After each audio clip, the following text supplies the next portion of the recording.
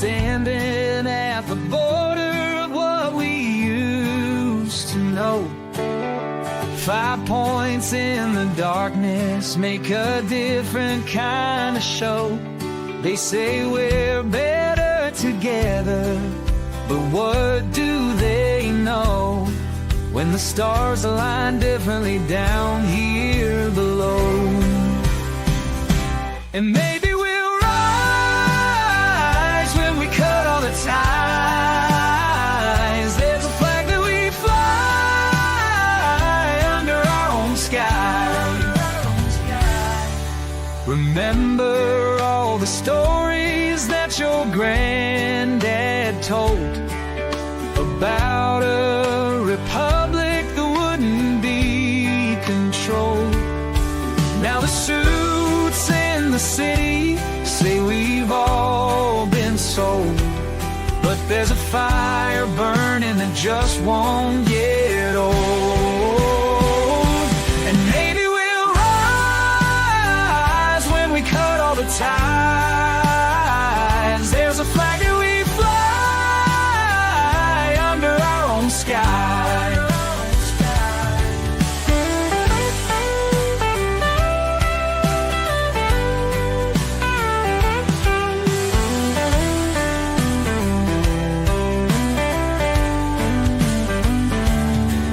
They draw their lines on paper, we draw ours in the sand. Some dreams are getting closer, while some don't understand. Don't understand. The highways stretch forever toward a setting sun, where cattle graze on memories of battles won. They say unity's the answer, but maybe we're done with playing by the rules of the chosen ones. Oh, maybe we'll rise when we cut all the ties. There's a flag that we fly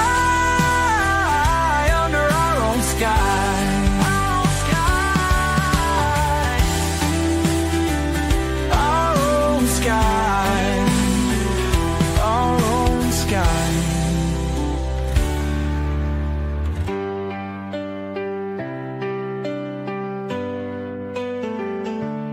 Maybe we'll rise when we cut all the ties. There's a flag that we fly under our own sky. Our own sky.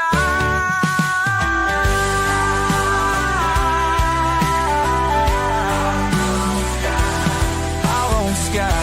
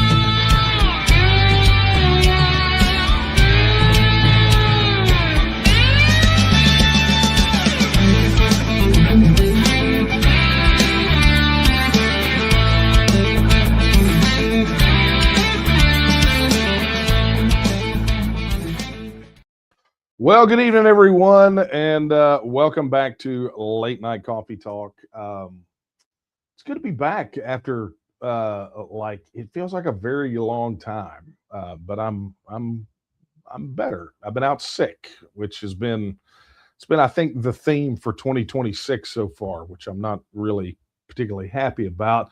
Anyway, I am here, almost back to 100%. But I wasn't going to skip another week. I mean, we're here. My voice is working, although I really can't hear anything. It's kind of crazy. But that being said, just to tell you how discombobulated I am sliding into here. It's late night coffee talk, and look what I forgot. Coffee. I totally forgot it. It's a terrible situation. Well, we will mush on nonetheless. Again, welcome to Late Night Coffee Talk. I'm Daniel Miller, president of the Texas Nationalist Movement, and this is that time of the week where I take a break from working on Texas independence. I come here, I fire up the camera and the microphone, and we have a conversation. You get to ask me whatever you want to ask me, right? It's an unfiltered Q&A, so to speak. Now, occasionally I talk about things I want to talk about, but pretty much you guys drive the conversation. So if you've got questions, here's how you submit them. If you're watching us on the Texian app at texian.app, which is where you really should be watching us, you can go in there to the chat, drop it in there, and we'll be watching that all evening long. It's the same thing also for YouTube and Facebook and X and Rumble. Just drop your questions in the chat. And while you're there, be sure to do all the things, right? To like and subscribe and to share and hit the notification bells and all those other things that they want you to do on social media. But go to the Texian app. It's where all the cool kids hang out, right? So be sure to do that. Go sign up over there. Tonight's going to be, it's going to be, I think, nothing but your questions because let's be honest, I have been out for a bit, and they have backed up a good bit. I'm over here looking at ones that were submitted via email, which you can do as well. Still, you can submit them to coffeetalk@tnm.org. Matter of fact, it should be down here on the little banner. It's scrolling, right? You'll see it, but email them in or drop them in chat, either way, and we'll be sure to get to them. Thank you to everyone who sent me well wishes. This is like the second time I've had to do this in 2026, and I don't know what is going on, but it's like everybody I know is getting sick, and it's like not just a little sick. It's like, I mean, it kind of it hits you for a pretty strong wallop. There's no doubt about that. So thank you to everyone who checked in. Really do appreciate it. And best wishes to everyone out there still recovering from this nonsense that's going around. I really do hope that you get over it quicker than I did. So that being said, guys, we have a good bit to talk about tonight. It's been, 2-3 weeks or so since we were together last. And here we are already. I mean, it doesn't even feel like that it's already the end of April, and so much has happened already. I mean, it's like this year is rushing by, and it's just so many things crammed into a short amount of time.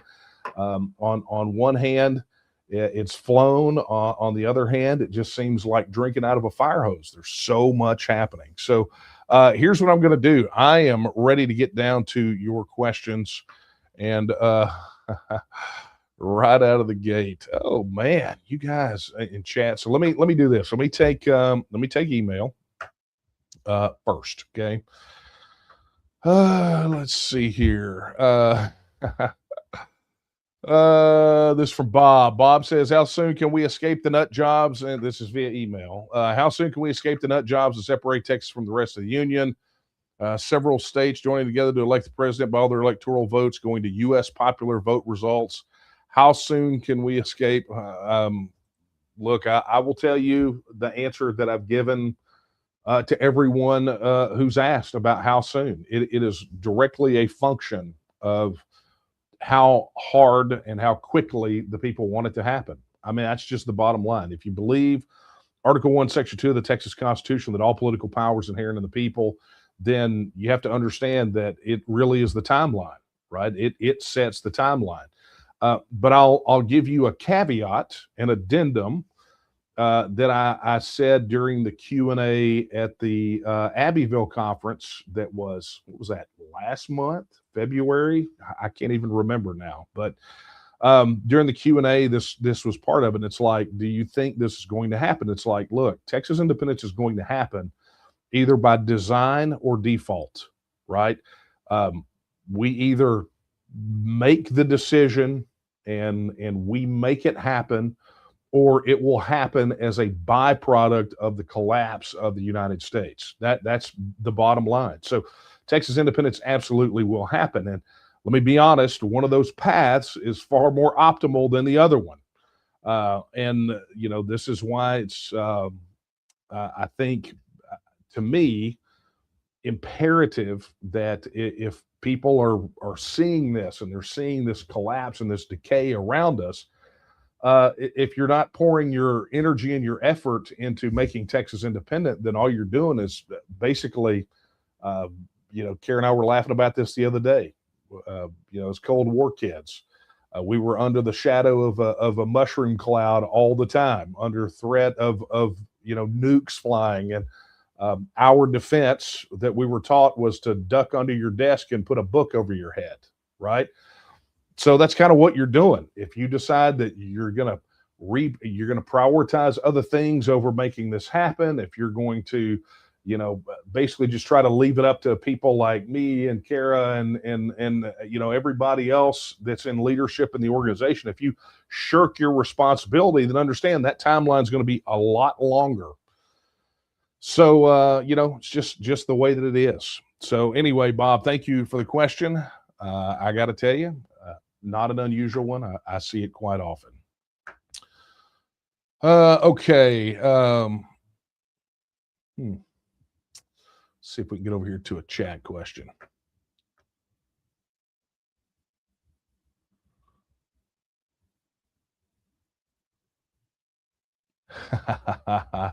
There's a question coming up that I just saw, and I'm going to absolutely love it. Okay, this is from, not even going to try to pronounce it, but on YouTube. It says, why did the Republican Party reject the TEXIT referendum in 2024? It's a really interesting saga. It's one that I covered pretty extensively on Late Night Coffee Talk around the time that it happened. Obviously, if you go to Texian Partisan and search for petition, you'll see all the articles that came out. And really, to answer your question, it really gets down to why they said they did it versus what the reality, I think, why they really rejected it. And understand that when you say the Republican Party rejected it, it's kind of conflating some things, right? So let me go back to the fourth quarter meeting of the State Republican Executive Committee in 2023, where it came up that, that's when they were slated to determine as a body what goes on the ballot, right? Because they do that. Every 2 years, the SREC makes a determination of what questions they're going to put on their primary ballot. And so the SREC was given an opportunity at that point to, we had shown, we took evidence of where we were in the petition campaign. We were there. We connected with members of the SREC, and they flat decided not to do it. And a lot of that could come down to probably the resolutions committee, whoever was tasked with that, and not going to relitigate, go back down that path. But the bottom line is that they nearly voted it down, to basically said, okay, we're not going to add it. You're going to have to force our hand. So we did. We delivered the petition signatures. We followed the letter of the law. And then the rejection came not from the party, but from the chairman as the authority under the Texas Election Code representing the party, right? So it came down to the decision ultimately for the petition of one individual, Matt Rinaldi. And his stated reasons, they're on the Texian Partisan. You can go take a look at it. But his stated reasons were flimsy. They were horrendous and horrible. One, that he tried to make some ridiculous argument about the filing deadline, which was dead on arrival. But the other one that he made was about the utilization of electronic signatures. And we covered that extensively. Like I said, go read the articles on Texian Partisan. On any other day, we would have absolutely won that case. But what Rinaldi did strategically was he drug his feet in giving us the rejection to the point that it was virtually impossible for us to get any relief out of the courts based off of prior decisions that the courts had made. So once there was this big rush to get the ballots finalized in all the counties. And basically, once that's done, you're toast. You got no relief. And we found that out because we tried, right? We tried.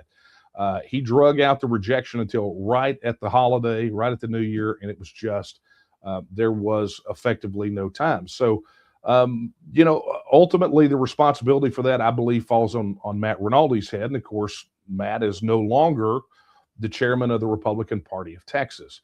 I really also, I think, would like to blame the courts for that because they had two opportunities to get involved in that case and effectively refused to do so. So, without providing us any relief whatsoever, they silenced the voices of about 140,000 Texans. And not just those 140,000, it's 140,000 that signed the petition, but also the people that would have had an opportunity to vote. Now, granted, it's not the ultimate referendum that we want. It's confusion that happens with a lot of people. That is not the final vote. It was a vote on a primary ballot. So don't get those two things confused. We get that all the time. People confuse the two. It was essentially to push the issue forward by taking that poll to put the political pressure on the next session to get the bill filed and done and all of those things. Okay. So there were the official reasons, the electronic signatures and the date. And we effectively, I believe, answered all of those to show that Rinaldi's decision was very defective and very self-serving, because really you got to look at what the true motivations were. Why did he ultimately reject it? So you've got his public statement, but you also have the statement that he made on the Chris Salcedo show when he was interviewed and asked about this. And Chris made he asked him a very valid question. He's like, if this indeed is going to bring people in to vote on the Republican primary ballot, then, why fight against it? And Rinaldi's response was, yeah, the wrong kind of people. Right. And that I think was really the heart of the decision, is that it was a political decision. He thought that there would be people in the primaries that would not be voting in the way that he thought they should vote on the TEXIT issue, plus, any of these other issues that were on the ballot, plus any of the candidates that were on the ballot. And I think in that one statement, he really betrayed what his true motivations for flunking the petition were. And it was really all politically motivated and politically driven. The good news is we don't have to deal with him anymore, right? The two planks are on the Republican Party platform. They're solidified. They're great. They passed yet again with more votes than many other issues from the convention. So, at the end of the day, we would have loved to have had everyone to have the ability to go vote on it, even though it wasn't the final actual referendum. But we still got something out of it. We still were able to develop the infrastructure necessary to do the things that we did. It was able to still turn that into political pressure to advance the issue over the next 2 years. So, it could have been better, but ultimately it was not our decision. It is proof positive that you can never rely on political people to do the right thing. That's why you should always elect principled people and not just political people. So anyway, hey, thank you very much for that question. All right, let's take another one over here from email. Man, oh man. Okay. Lou says, what do you think would be the highest priority negotiation between Republic of Texas and the United States? That's asking me to speculate, and so forgive me if I do. But if I had to guess, you say the highest priority. I guess it really depends on which perspective, right? What would be the highest priority for us versus the highest priority for them, or perhaps the negotiation that will be probably the most contentious. And so I'm gonna pick door number three, which is the most contentious, and I think it will be over the federal debt. I think the federal debt negotiation is going to be the most contentious part of all the negotiations, beyond the banking and the trade and the travel and the military bases. I believe the federal debt is going to be the most contentious. And honestly, if we want to talk about the highest priority from our perspective, I think that it would probably be that very same thing. Um, from their perspective, obviously so, which is what I think makes it the most contentious. There is, depending on when the negotiations happen, excuse me, depending on when the negotiations happen, I think that probably what would be angling for the second most contentious would be probably Medicare trust fund money.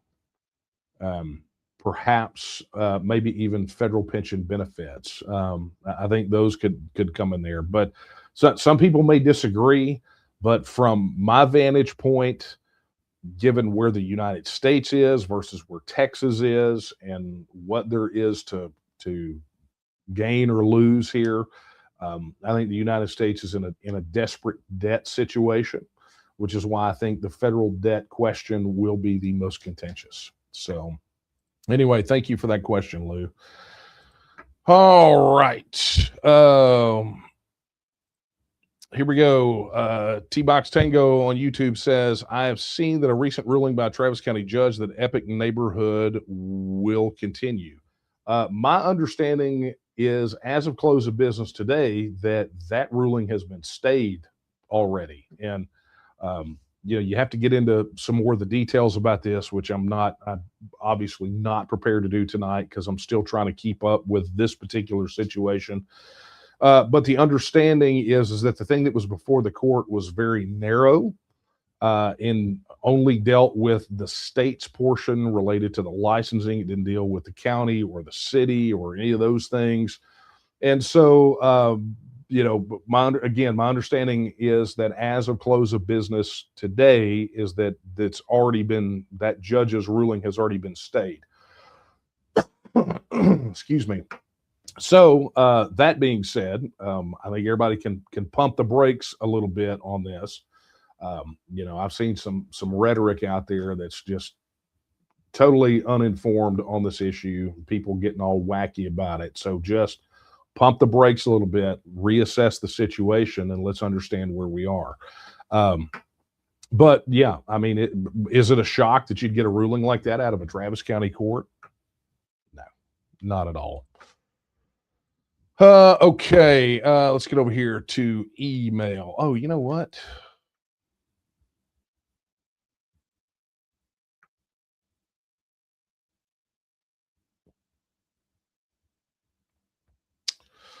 Okay, this one is from Mac. Hey, Mac, over on the Texian app. He says, what is your read on the GOP convention?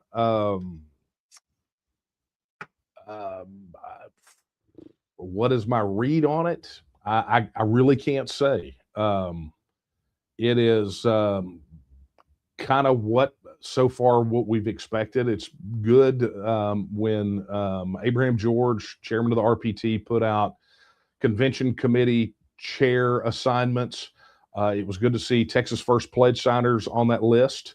I have not gone through the composition of the individual committees yet, but I'm hearing rumblings that a lot of people are not going to be going to the convention, and that's even with Greg Abbott heavily incentivizing the convention. So I don't know. I don't know what's going to go down. I think honestly, it's nice to be able to go into a convention where we are not the most contentious issue at that convention. So, what those contentious issues will be, I don't know, but I know that honestly, the Republican Party of Texas cannot afford to alienate a single voter at this point. The polling is not it's not good, right? You would expect the dominant political party, kind of this far out from the general election, to have some pretty wide gaps in the polling, given what we've seen previously, and that's just not where it is. So, I would suggest that somehow that convention is going to have to channel the wisdom of Solomon and figure out how to thread the needle and pretty much make everybody at that thing happy, and not alienate or make anybody unhappy. And I just don't know, as much of the Texas GOP is engaged in the Civil War, I just don't know how they make that happen. So there are going to be a lot of people not going to the convention. So it will be interesting to see. But that's just a hot take. It's just a hot take. We'll talk more about that as we get closer, which it's coming up. We're not that far away. Okay, let's get down to the brass tacks here. Take another one from email.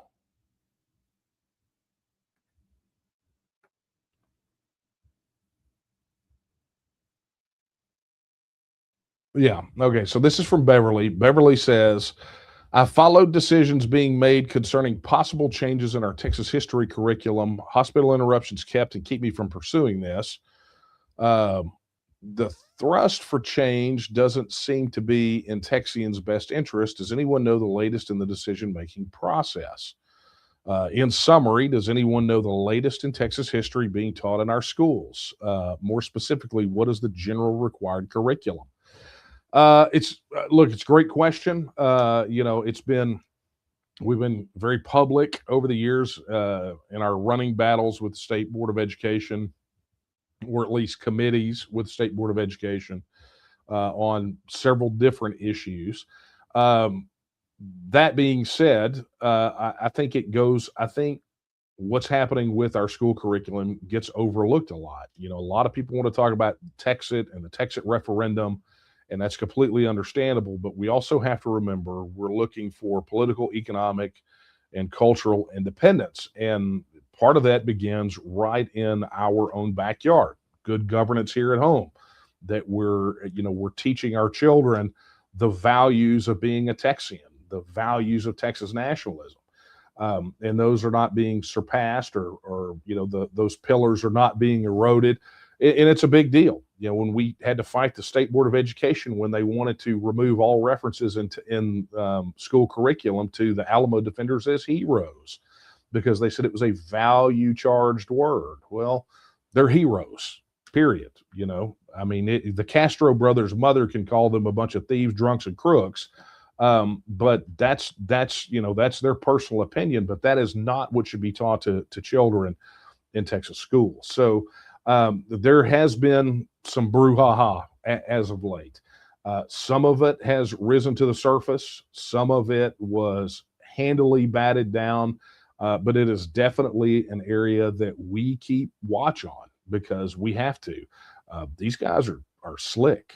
They're sly, the stuff they want to try to slip in the curriculum. So, I would recommend going to taketexasback.com. Go look up the Texas First Pledge signers that are current members of the State Board of Education, and reach out to them. Have a conversation with them with your concerns about the curriculum and your questions. One thing that I have found about Texas First Pledge signers is that they are quick to engage with people that are not even their constituents. They just are.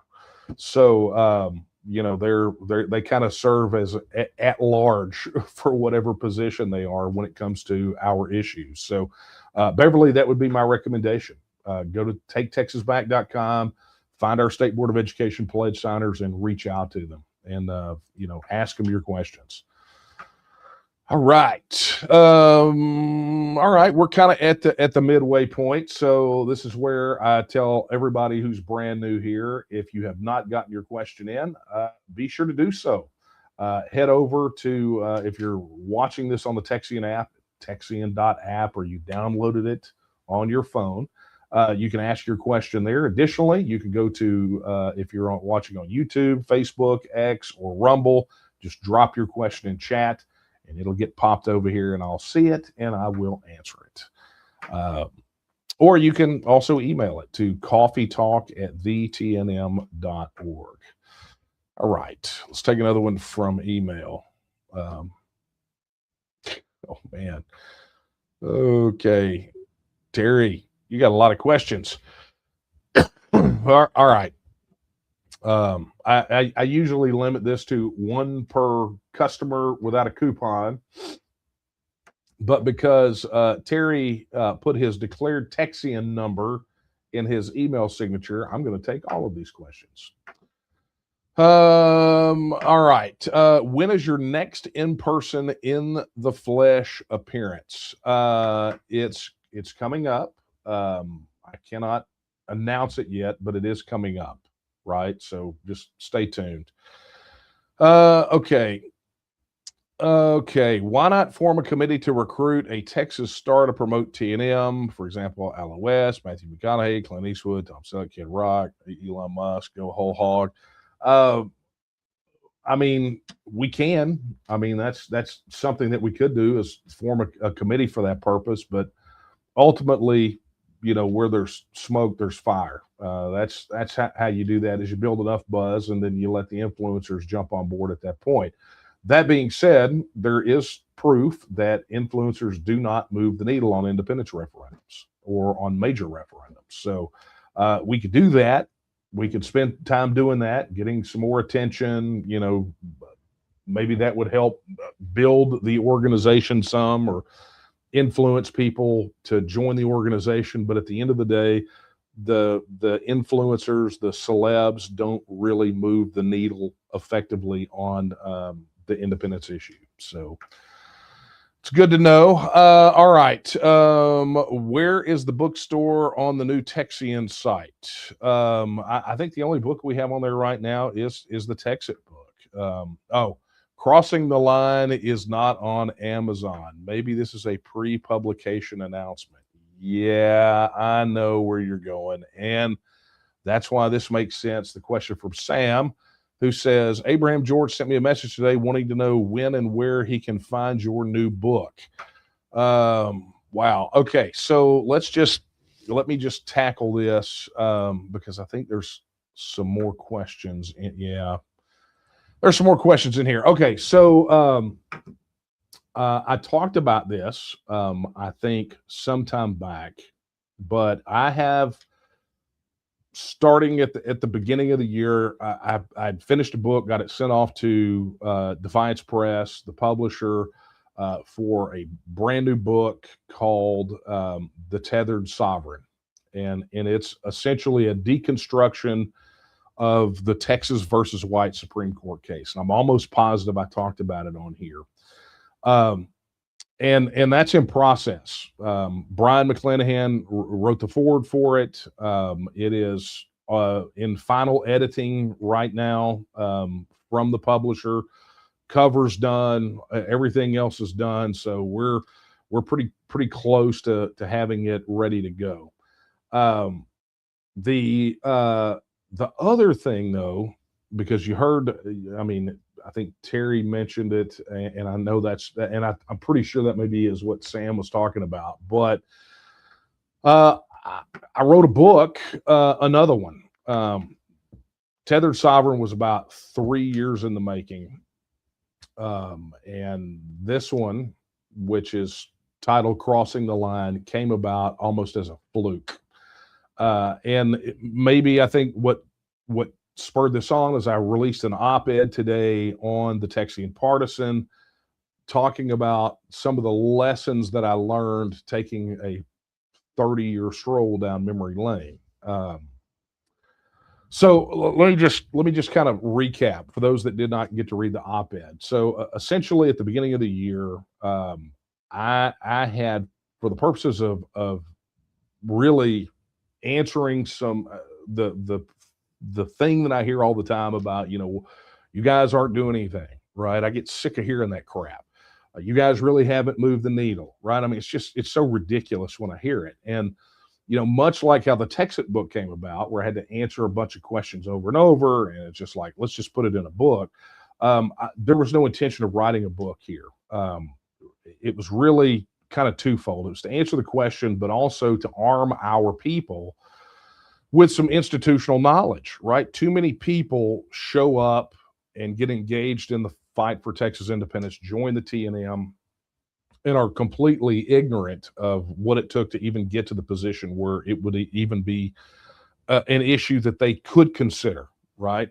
And so it started as trying to aggregate all of this institutional knowledge, like how many meetings have or events has the TNM organized, how many separate campaigns, how many individuals have we connected with, how many media interviews I've done, how many speaking engagements, what are the milestones, what are the things that went into making those milestones happen, and just sort of accumulating that. And I was only intending to go back to the last 5 years, and then it pushed back to the last 10 years. And I thought, you know what, let's just go all the way, right? Let's just if we're going to take just TNM out of the equation and just look at the modern movement for Texas independence, let's just push it as far back as we can.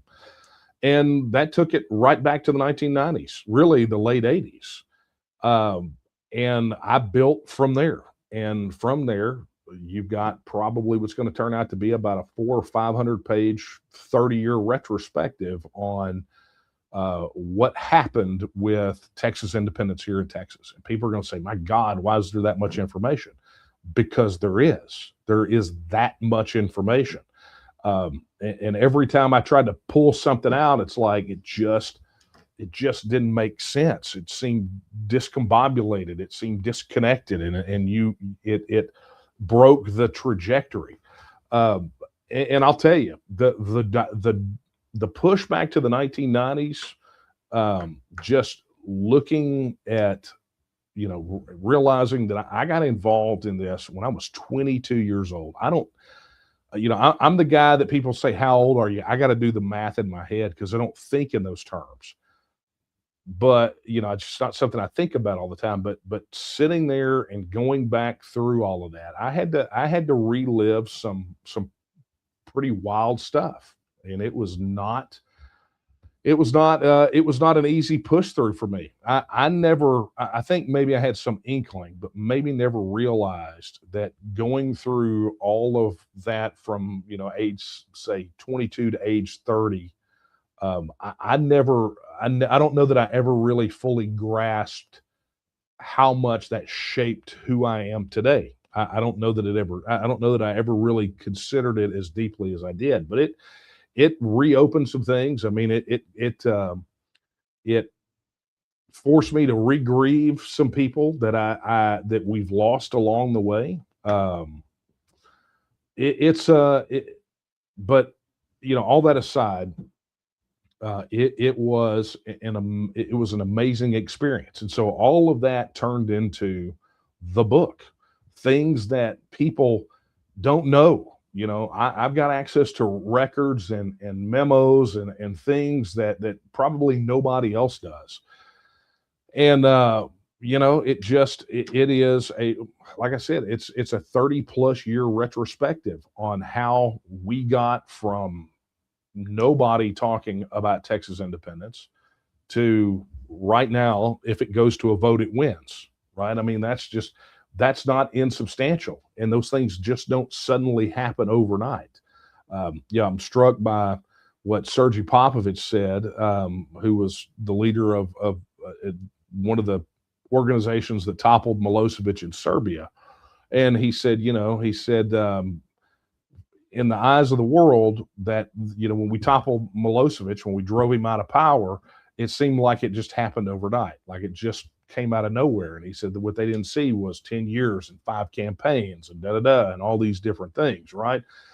So that's kind of what it's like. So I know there's some folks in the TNM that have been given early access to give feedback and some things like that. But that's where that book is, and I think we're going to do something special. I think the fact that we celebrated the TNM's 20th anniversary, the 20th anniversary of the founding of the TNM back this past November. I think we're going to do something with the book. But look, I will tell you, it's a wild read. Looking back on it, a wild ride makes for a wild read, and that's all I'm going to say. But we shall see. Right? We'll see how that goes. But I don't expect it next week or the week after. It will probably be sometime in the fall when it's released. So that's where we're at. So basically, we're gonna have 2 books. Bam, bam. Tethered Sovereign, Crossing the Line, and I can lay fallow on the book thing for another 6 or 7 years. Right? I have to write one of these things all the time. It's painful for me to write. Not gonna lie. Okay. All right, let's take a look here at a question. Jesse says on the Texian app, what do you think about Houston defying Governor Abbott on helping ICE and taking $110 billion from them? It's a really good question. And look, Harris County and Houston they're messed up. I mean, I think many people would agree that governance there is in shambles. Houston's become quickly the murder capital of Texas, or it feels like it. But these judges letting people off all the time, not wanting to play ball and wanting to become what is effectively a sanctuary city. Those funds that came from the state were contingent upon their cooperation on the immigration problem. They were warned that if they went down that route, that those funds would get jerked, and they shot Governor Abbott the middle finger on it, and basically tried to call his bluff, and they got the funds yanked. And so the mayor over there was Whitmire was clear with him. He told him, he said, if you go down this road, this is what you can expect. And it happened. And of course Whitmire then goes back and says, guys, you might want to reconsider. And so they took another bite at the apple and did the same thing again. So look, until the voters in Houston are ready to throw these bums out on their cracked backs, then they're going to continue to have this problem. I mean, it's dangerous over there right now. It really is.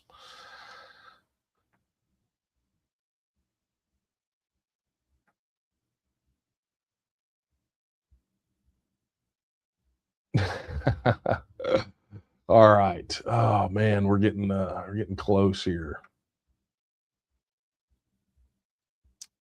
All right. Let's see what we got here. Oh man, more. Okay. Eric says, how well would a Republican Texas team do in the upcoming World Cup? I don't know. I don't know the answer to that. I think we would try to do well. I think, didn't we just have somebody from Texas go play in the Premier League in the UK? I don't know. I can't tell you how we would do. I would tell you that if we had our own Olympic team, we'd be rocking it. So, Texans are competitors. How well they would do in football, that other, the round football, not the oval football. I don't know, but it'd be really interesting to see. Okay. All right, here we go. Cody says, do we have any groups that do meetings and just discuss issues periodically? Cody, I would recommend that you get on the Texian app and start connecting with people, and chief among them would be somebody from organizational development. Because depending on where you are, maybe you can be the person to help organize those. Yeah. So yeah, I just threw the org dev team under the bus. Go get them, Tiger. Get over there on the Texian app, Cody, and reach out and make it happen. Man, it's warm in here. But the answer to your question is yes. Yes, we do, and generally on the local level. All right. Debbie says, and let me tell you guys a little story about Debbie. She is a warrior for election integrity. And I know this not just through the TNM and not just through my campaign, but Debbie and I have recently crossed paths elsewhere in my professional life, and she is a relentless warrior on the election integrity situation. So you see her name, you better make sure your vote's squared away. Is TEXIT having a booth at the GOP convention this year? You know, it's funny. I just saw Kara talk about that in the chat on the Texian app, and we have put in our booth application. So we'll see. But our booth will primarily be informational, obviously to connect with delegates, but also to serve as a kind of a command and control for any of our delegates that are there. So we'll keep you posted. You know, we're going to have to launch a fundraiser here pretty shortly. We're going to need all of your help to help fund the booth, but we're excited to have one. I don't think they'll turn us down. Not since that 2016 year where we didn't get a booth at all. We just pushed together a couple of tables out in the hallway and just ran the operation from there. Those were the days. And I know that because I just wrote about it. Oh, Debbie had a follow-up about the book. Will it be available on Audible? The answer is yes, because I will be narrating both audiobooks. I've got to record those things. Now that Tethered Sovereign's manuscript is locked in, I can record that one, and then obviously I'm going to record this other one too, but it's going to be a much longer read. But yes, both will be available on audiobook and Audible as well. So there you go. All right, guys, let's check here, see where we are on email. I think we're caught up. Lou sent one. I think you've done it before, but could you do another breakdown of the Bellamy Pledge sometime? The answer to your question is yes. And honestly, I think what I want to do, rather than shuffle through it here on the live stream, is I think we'll just do a video and put it on the TNM website about the whole thing. You know, Katie, who is one of our regional directors for organizational development. She was on a TEXIT accelerator and did an amazing breakdown of it. There's a bit of a breakdown in the TEXIT book about it, but I think it deserves its own video. And for those of you who don't know what the Bellamy Pledge is, it's that thing that you call the Pledge of Allegiance that, you know, you see people do this and then they you know, pledge allegiance to a flag and all those things. What it deals with is the origins. When we talk about the Bellamy Pledge, that's where it came from. We're talking about Francis Bellamy, the guy who wrote it, and what his background is and what his intention was for it, and why there are a lot of people like me that won't say it. I won't, and it gets awkward for people sometimes. When I ran for office and they decided they wanted to do it at the start of some candidate event, I wouldn't do it. I cannot be compelled, because one of the commandments is thou shalt not bear false witness, and there are things in the pledge that are patently false. So, but anyway, that being said, Lou, I think that's what we're going to do. So I am making a note of that. We will get that done. I think that would make a great video. sound off in the chat if you'd like for us to do a whole video breakdown on the Bellamy Pledge. Okay, love to hear from you. All right, let's see. We're going to do one more check over here on the Texian app. All right, we are solid there. Do one more check on the email. We are solid there, and one more check in the everywhere else, and we are solid there. So, folks, we are. I am caught up, and that is the question. I guess that's the sum total of all the questions. I was able to knock a bunch of them out that were all about the same things, right? So, while there were more questions, they all kind of got. A lot of them got lumped together because they were questions about the same thing. And I'm not gonna kid you. My voice is giving out, right? Because I'm not 100% yet, but I'm getting there. I'm on the right trajectory. That being said, let's talk about what we're doing moving forward. So, if you are on the Texian app, then this month in the TNM, the video for May has dropped. So be sure to head over to media on the Texian app and watch Will Casey's handiwork over there. It is a good one. It's about the runoffs that are happening this month. So get over there and check that out.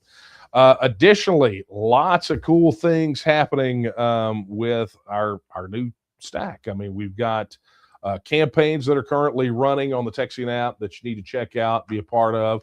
But look, if you don't know what I'm talking about, there it is. Right? It is the place for people like us to organize, to act, and connect. You can go to texian.app for the web version, or you can go to texian.app/download and get the links to download the mobile versions of the Texian app as well. Or just go search in the Apple App Store or in Google Play, and you'll find it there. Search for Texian, and you will absolutely find it. It has, I'm going to be honest with you guys, it's been a game changer for us. It has been a major game changer. There are currently somewhere in the neighborhood of about 160,000 of you that are getting messaged literally right now that we would not have been able to message you otherwise were it not for, number one, the launch of the Texian app, and number two, all of you early adopters who got on board and were able to help us break through some of this log jam of email service providers dumping our stuff into spam. You probably don't know what that means, but I will tell you, to me and to the organization, it means a lot for all of you early adopters. So thank you all very, very much. Additionally, look, head over to the Texian store. Head over to texianstore.com to get your TEXIT and Texian themed merchandise. Of course, all the proceeds go to help support the TNM, and we greatly appreciate everyone who gets your purchases over there. Additionally, if you are looking for news, you've heard me mention it a couple times tonight, head over to Texian Partisan, the official news site of the Texas Nationalist Movement. Head over to texianpartisan.com. And that's where you can go read the latest op-ed that I wrote about my secret book. Additionally, look, if you're visiting us for the very first time and you've got basic questions about TEXIT and how Texas can leave the Union and how Texas can be an independent nation and what that process looks like, and all of the basic questions related to TEXIT, you can find the answers at texitnow.org. So head over there and be sure to just search. It's the largest questions and answers on independence that I've seen anywhere. And we keep adding more answers as we get more questions. So be sure to head to texitnow.org. Okay, friends, that is going to be a wrap for tonight. I want to thank you guys so much for being patient with me while I was out sick. And thank you again for all the well wishes. My prayers go to those that are similarly under the weather, because I know it is going around. But I want to just take an opportunity right now to thank all of you, not just for your well wishes, but thank you for supporting the work that we do. I could tell you, after going through, talking about the book, the Crossing the Line, and just kind of replaying that history, Uh, some of you out there, absolute rock stars. I mean, you just are. For those of you just now getting to us, look to those people that have been here for a long time. You know, listen to what they have to say. Uh, were it not for the work and the sacrifices that have been made over the last 30 years, this would not even be a blip on the radar. And it's not something that I'm just waxing nostalgic about, and it's not hyperbole. I think I pretty much proved it with that book and everything that went into it. So, long story short is thank you to all of you. That being said, that is a wrap for this week's Late Night Coffee Talk. I do not anticipate illness next week. I really don't. And so I will be here at our regular time, Thursday night, 8 p.m. Be sure to get your questions in ahead of time, coffeetalk@etnm.org. But in the meantime, I'm going to leave you with the words that I leave you with every time we're together. They're not my words. They're the words of Sam Houston when he said that Texas will again lift its head and stand among the nations. I believe that time is now, and the question is, will you stand with her? Good night, everyone.